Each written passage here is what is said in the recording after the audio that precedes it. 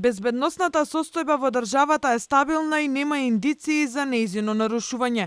Државниот врв намаса ги ставил ризиците и информациите со кои располагаат државните органи за војниот конфликт во Газа, војната во Украина и состојбите на северот од Косово. Советот порачува надлежните да продолжат да ги следат состојбите и да бидат наготов со можни сценарија согласно развојот на настаните. По однос на безбедносната состојба во државата беше оценето дека таа е стабилна и дека нема индиции кои укажуваат на можно нејзино загрозување.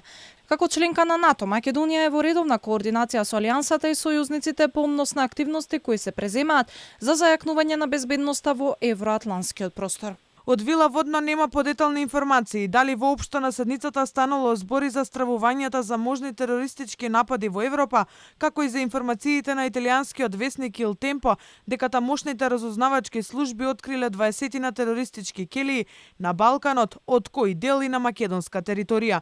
Шефот на државата на седница ги свика членовите Џафери, Ковачевски, Спасовски, Петровска, Османи, двајца универзитетски професори и еден поранешен министер како дел од ова тело, но и првиот човек на Агенцијата за национална безбедност Зарко Милошовски, како и директорот на Агенцијата за разузнавање Еролд Муслију. Иако по секоја седница на Советот за безбедност Пендаровски се обраќа пред македонската јавност на пресконференција, овој пат тоа не беше случај. Состанокот на Советот доаѓа и по гласањето на Јорданската резолуција во Обединетите нации, со која се повикува на итно, трајно и одржливо хуманитарно примирие меѓу Израел и Хамас, а за што земјава остана воздржана.